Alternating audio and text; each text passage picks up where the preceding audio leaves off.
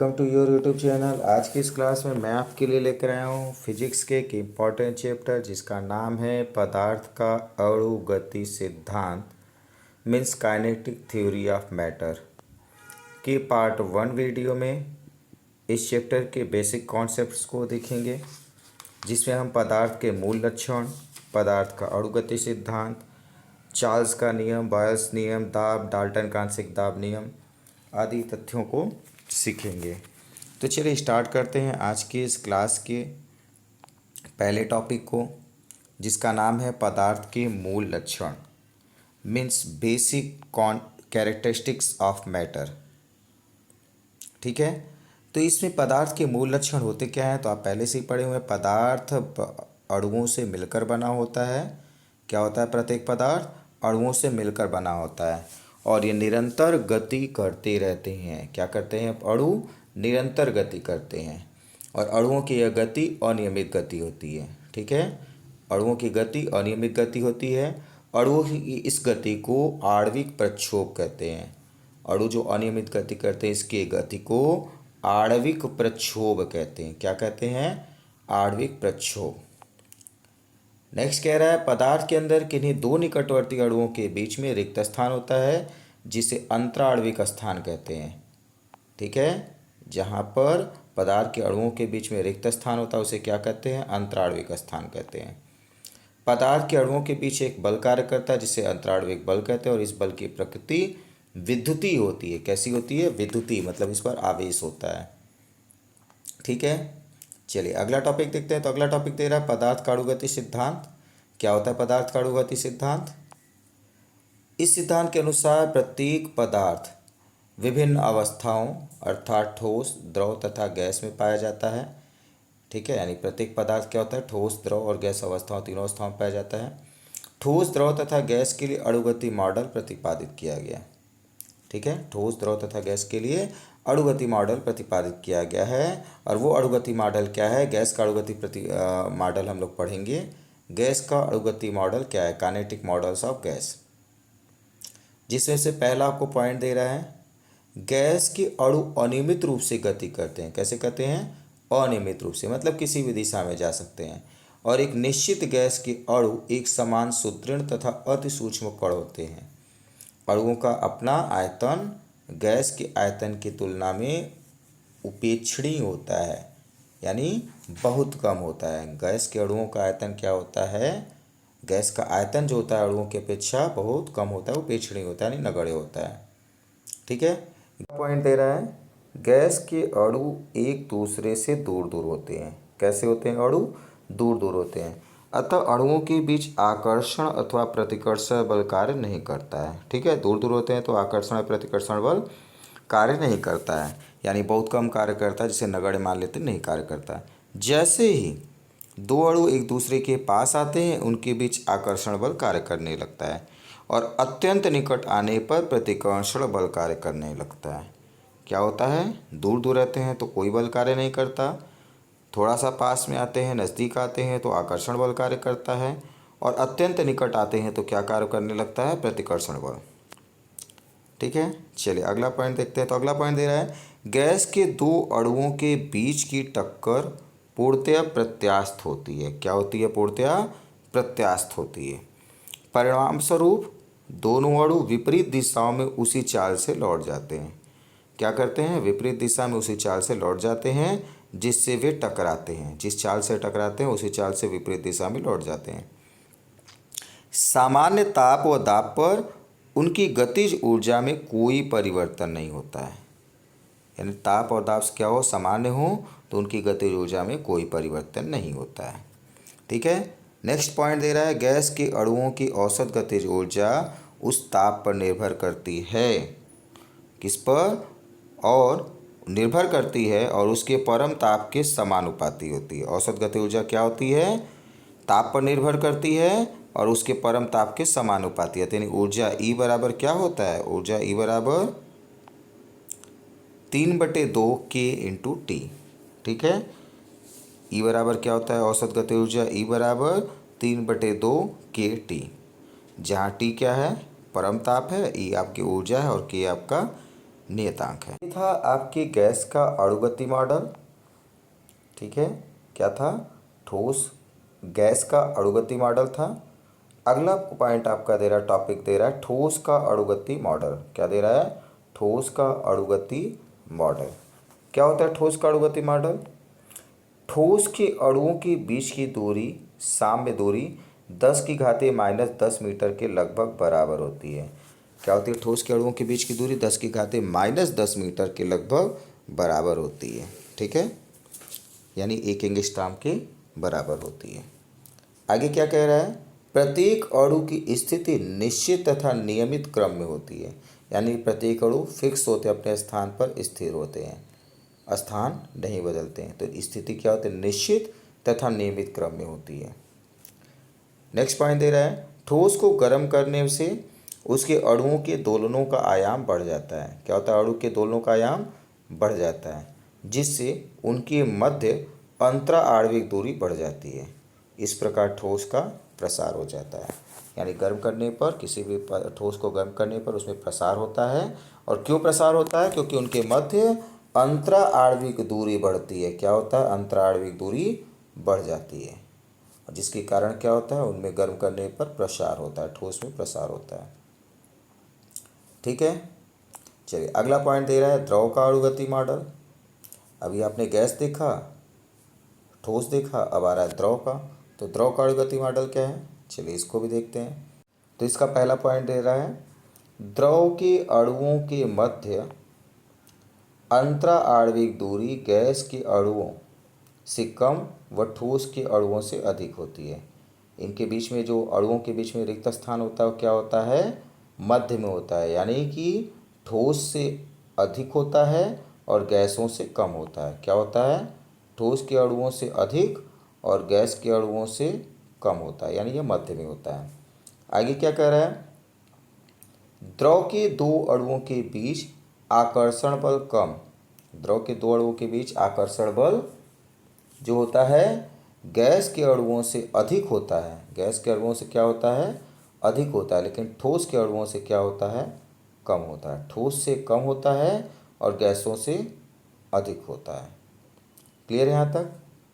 अगला पॉइंट दे रहा है, द्रव के अणुओं की ऊर्जा गैस के अणुओं से कम होती है। द्रव के अणुओं की ऊर्जा क्या होती है? गैस के अणुओं से कम होती है। गैस से कम होता है, लेकिन ठोस के अणुओं से अधिक होती है। ठीक है, यानी यह भी मध्य में होता है। और यही कारण है कि द्रव के अणु एक दूसरे से आकर्षण क्षेत्र में बंधे नहीं रह पाते हैं, यानी बंधे नहीं रह पाते, और द्रव के अंदर अनियमित गति करते हैं। द्रव के अंदर क्या करते हैं? अनियमित गति, यानी इधर उधर अपने स्थान को छोड़कर जा सकते हैं। आगे क्या कह रहा है? द्रव में उसके अणुओं की स्थिति निश्चित नहीं होती है। द्रव के अणुओं का क्या होता है? स्थिति निश्चित नहीं होती है। ठीक है, और द्रव का आयतन निश्चित होता है। अणुओं की स्थिति निश्चित नहीं होती, यानी आकार निश्चित नहीं होता, लेकिन आयतन क्या होता है? निश्चित होता है। आकार क्या होता है? अनिश्चित होता है। आयतन निश्चित, आकार अनिश्चित। ठीक है, तो अगला नियम का आपका बॉयल का नियम दे रहा है। क्या होता है बॉयल का नियम और कब इसको लगाते हैं? तो बॉयल का नियम कब रहता है? जब स्थिर ताप पर, ताप क्या हो? स्थिर हो, यानी ताप न बदल रहा हो, तो गैस के निश्चित द्रव्यमान का आयतन, यानी द्रव्यमान भी क्या है?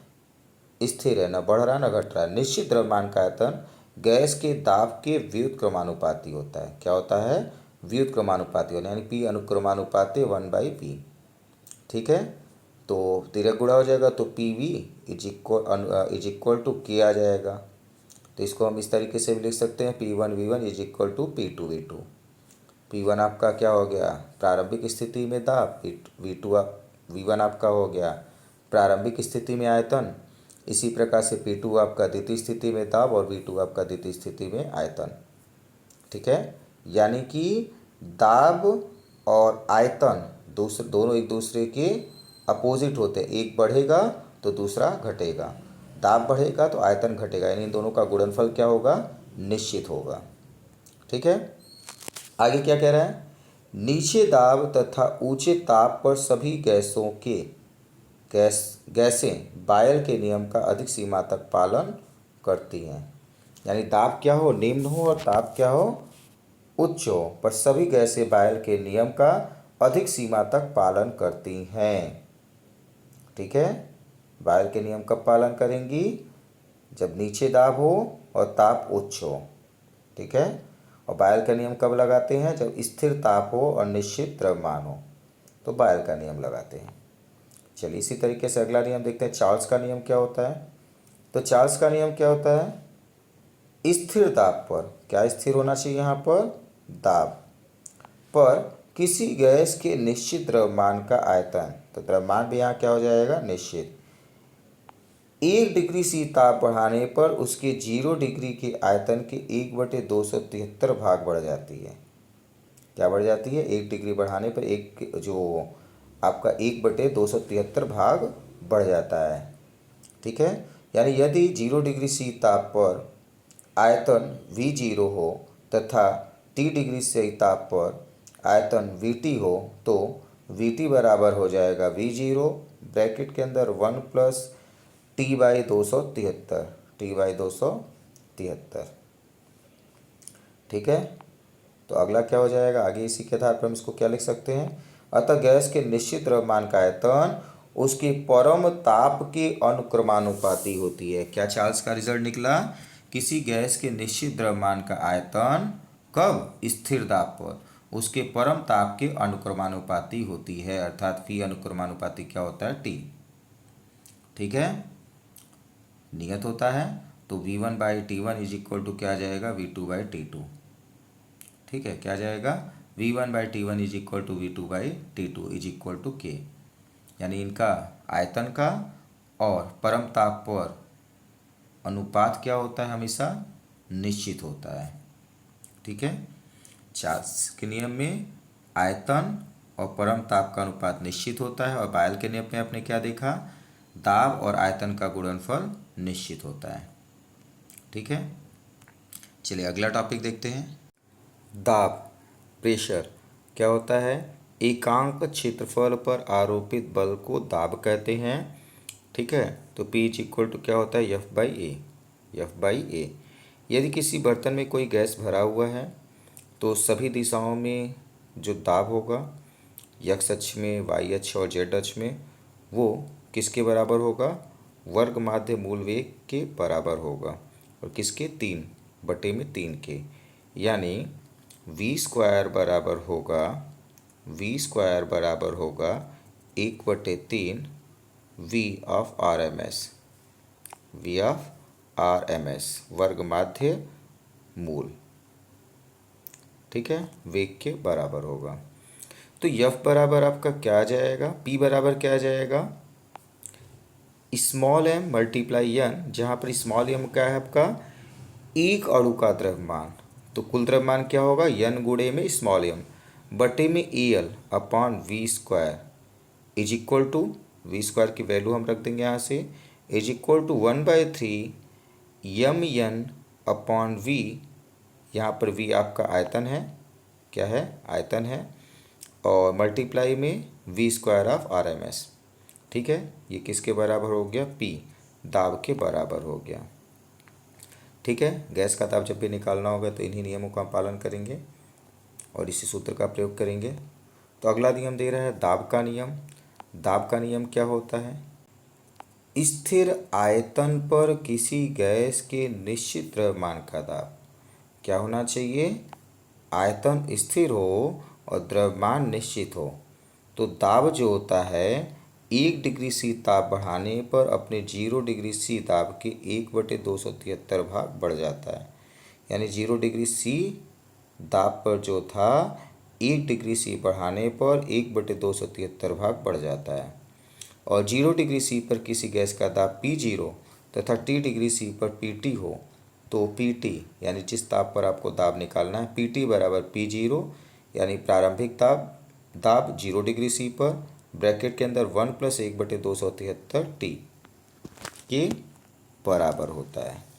ठीक है, और क्या कह रहा है आगे, किसी गैस का दाब उसके ताप के समानुपाती होता है।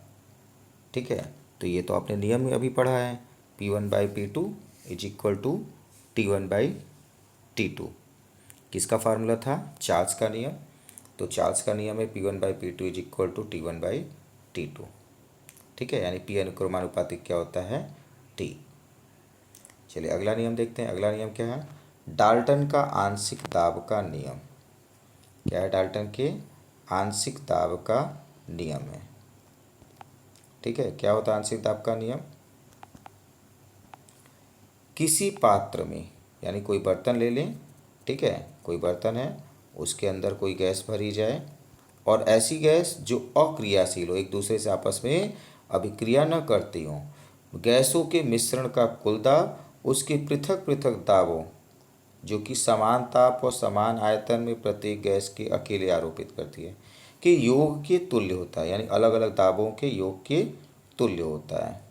तो P बराबर क्या हो जाएगा? कुल दाब क्या हो जाएगा बर्तन के अंदर? P बराबर P1 + P2 + P3, जो भी गैसें भरेंगे उनके अलग अलग दाब का जोड़ कुल दाब के बराबर होगा। ठीक है, तो ये फार्मूला है डाल्टन का आंशिक दाब के नियम के नाम से इसको जानते हैं। जहाँ P कह रहा है मिश्रण का दाब है, P1 P2 P3 and so on Pn मिश्रित गैसों में आंशिक दाब, यानी जो गैसों को मिलाया गया, मिश्रण किया गया, उनका आंशिक दाब, यानी कि अलग अलग दाब के बराबर है। ठीक है, कि योगफल के बराबर हो जाएगा।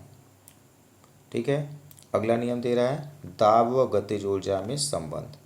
क्या है? दाब व गतिज ऊर्जा में संबंध क्या होता है? P is equal to 1/3 small m n upon V multiply VRMS। अभी आपने फार्मूला देखा है दाब के नियम में।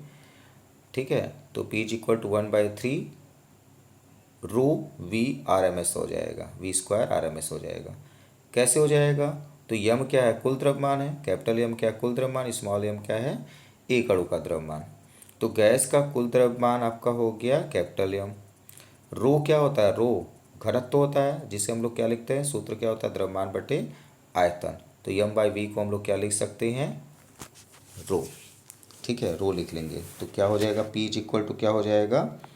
P इज इक्वल टू आ जाएगा दाब बराबर 1/3 रो V² ऑफ RMS। ठीक है, आगे क्या कह रहा है? तो प्रति एकांक आयतन की गतिज ऊर्जा क्या है? अगला प्रति एकांक आयतन की गतिज ऊर्जा E बराबर क्या हो जाएगा? 1/2 capital M upon V into V² of RMS। ठीक है, और M/V को हम लोग क्या लिखते हैं? रो घनत्व लिखते हैं। द्रव्यमान बटे आयतन को क्या लिखते हैं? घनत्व। तो यहाँ पर आपका रो आ जाएगा 1/2 रो V²। अब हम लोग दोनों समीकरण को भाग दे देंगे। ठीक है, तो समीकरण 1 और 2 से क्या हो जाएगा? समीकरण 1 और 2 से हो जाएगा P बराबर 2/3 E। क्या हो जाएगा? P बराबर 2/3 E। ठीक है, चलिए अगला पॉइंट देखते हैं क्या दे रहा है। तो अगला पॉइंट दे रहा है आदर्श गैस। आदर्श गैस क्या होता है? आदर्श गैस का ताप तथा दाब की प्रत्येक अवस्था में बॉयल, चार्ल्स तथा दाब के नियमों का पालन करती है। किसका पालन करती है आदर्श गैस? बॉयल, चार्ल्स तथा दाब के नियमों का पालन करती है। इसके अणु अत्यंत सूक्ष्म होते हैं। कैसे होते हैं? अत्यंत सूक्ष्म होते हैं। इसके अणुओं के बीच आकर्षण बल नहीं होता है। इसके आयतन प्रसार गुणांक तथा दाब प्रसार गुणांक बराबर होते हैं। क्या होता है? आयतन प्रसार गुणांक और दाब प्रसार गुणांक बराबर होता है। ऐसे गैसों को हम क्या कहते हैं? आदर्श गैस। और क्या पॉइंट है फिर से देख लीजिए एक बार। आदर्श गैस ताप तथा दाब की प्रत्येक अवस्था में बॉयल का, चार्ल्स का और दाब के नियम का पालन करते हैं। अणु अत्यंत सूक्ष्म होते हैं। अणुओं के बीच आकर्षण बल नहीं होता है। आयतन प्रसार गुणांक तथा दाब प्रसार गुणांक क्या होते हैं? बराबर होते हैं। क्या होते हैं? बराबर होते हैं। ठीक है, इसको आपको ध्यान रखते हुए आदर्श गैस की परिभाषा पूरी याद रखनी, इससे भी संबंधित प्रश्न आपके बन जाते हैं क्वेश्चन। चलिए तो आगे देखते हैं आदर्श गैस की गतिज ऊर्जा। आदर्श गैस की गतिज ऊर्जा क्या होता है? E बराबर 1/2 mv²। 1/2 के प्लेस पर 1/2 m और V² की वैल्यू 3RT/m हो जाएगी। ठीक है, क्या हो जाएगा? 3RT, 3/2 RT। ठीक है, नेक्स्ट आपका 3 m आपका कैंसिल हो जाएगा तो बचेगा 3/2 RT। 3/2 क्या बचेगा RT। ये किस कब फार्मूला है, जब 1 मोल हो, और यदि गैस की मात्रा H मोल हो तब क्या हो जाएगा, E is equal to 3/2 HRT हो जाएगा। क्या हो जाएगा, 3/2 HRT। तो 1 मोल के लिए क्या हो जाएगा, 3/2 KT। कितना हो जाएगा, 3/2 KT। जहाँ K क्या है, वोल्ट्सबैन नियतांक है, K नियतांक है, और कैसा नियतांक है, वोल्टबैन नियतांक है। ठीक है, तो इस तरीके से ये आपका आदर्श गैस की गतिज ऊर्जा का भी फार्मूला हो गया। उम्मीद करते हैं यहाँ तक कि आपको सारे पॉइंट समझ में आए होंगे, और वीडियो आपको पसंद आए तो वीडियो को लाइक कीजिए, और अभी तक आपने चैनल को सब्सक्राइब नहीं किया है तो चैनल को सब्सक्राइब कर लीजिए। चलिए देखते हैं अगला पॉइंट। अगला पॉइंट आपका साड़ी में कुछ महत्वपूर्ण नियमों को दर्शाया गया है। जो भी हमने बॉयल, चार्ल्स और दाब के नियम पढ़े हैं उनको दिखाया गया है। तो बॉयल का नियम क्या होता है, उसमें नियत क्या होता है, T ताप नियत होता है। ठीक है, ताप नियत होता है तो P व्युत्क्रमानुपाती क्या होता है, V। दाब व्युत्क्रमानुपाती होता है आयतन के, अर्थात P1 V1 is equal to P2 V2 होता है। चार्ल्स का नियम क्या है, चार्ल्स का नियम है V अनुक्रमानुपाती T, और ये कब होता है, जब दाब नियत हो। ठीक है, तो फार्मूला क्या मिलता है, V1/T1 is equal to V2/T2, या V1/V2 is equal to T1/T2। तीरे गुणा कर देंगे तो इसका रूप बदल जाएगा। ठीक इसी तरीके से दाब का नियम क्या है, तो दाब का नियम है V नियत रहता है, जब आयतन नियत रहता है तो P अनुक्रमानुपाती T होता है, यानी दाब अनुक्रमानुपाती T होता है तो P1/P2 is equal to T1/T2। ये आपका फार्मूला हो जाता है। तो बॉयल का नियम, चार्ल्स के नियम और दाब के नियम में आपने तीनों में देख लिया स्थिर क्या है, नियत क्या है, और फार्मूला क्या मिलता है। चलिए अगला देखते हैं, गैस समीकरण। तो गैस समीकरण क्या दिया हुआ है, PV is equal to nRT या KT लिखते हैं, जहाँ K एक नियतांक है जिसे विशिष्ट गैस नियतांक भी कहते हैं। क्या कहते हैं, विशिष्ट गैस नियतांक या वोल्ट्समैन नियतांक कहते हैं।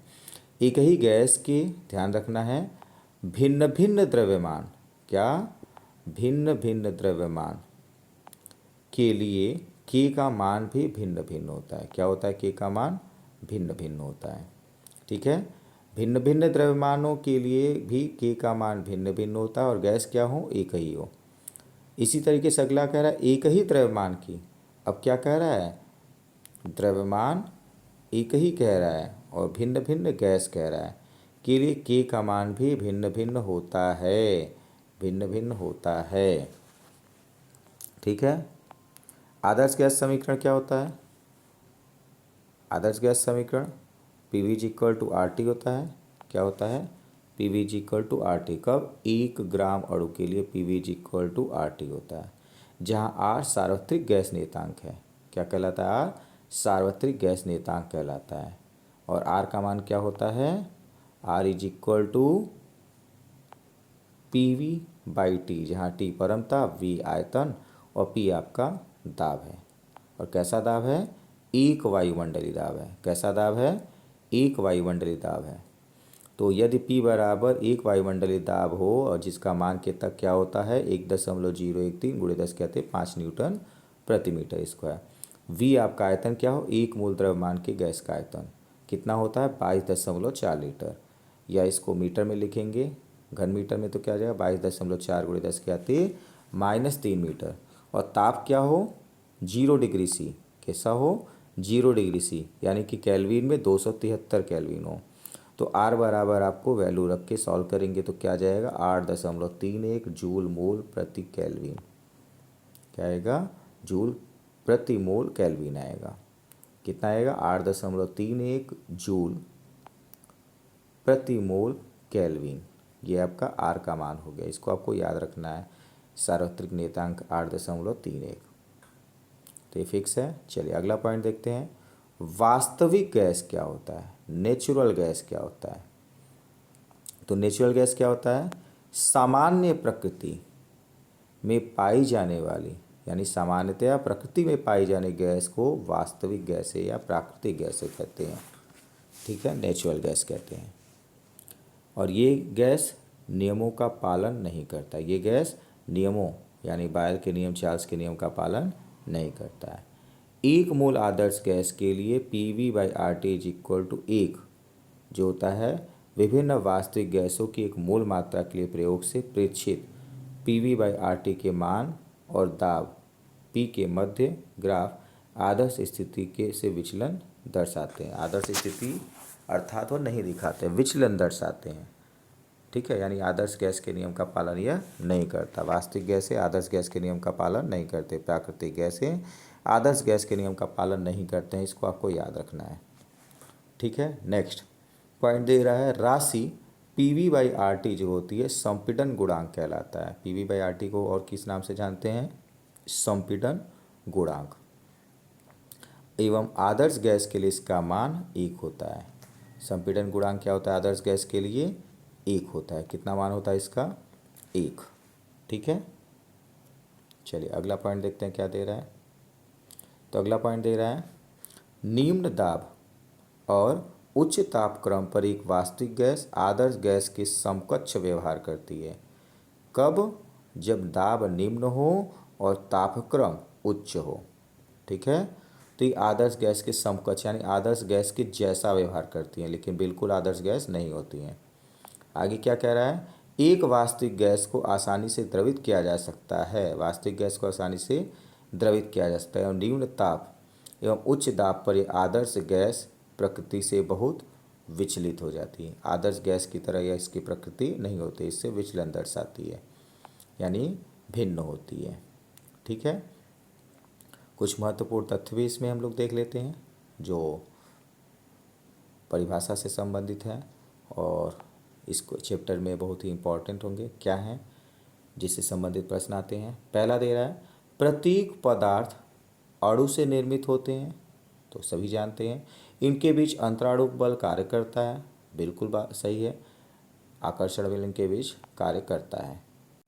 तो अगला दे रहा है STP means standard temperature pressure अर्थात मानक ताप एवं दाब, तथा NTP से अभिप्राय साधारण ताप और दाब पर है।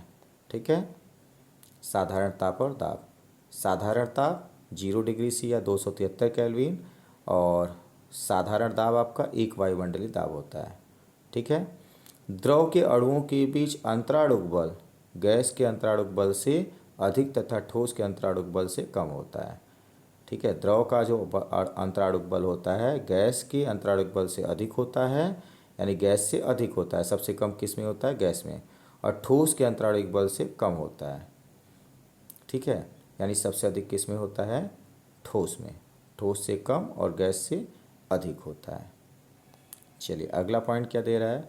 अंतराणुक बल अंतराणुक दूरी से साधित है। ठीक है, यानी एक दूसरे पर डिपेंड है।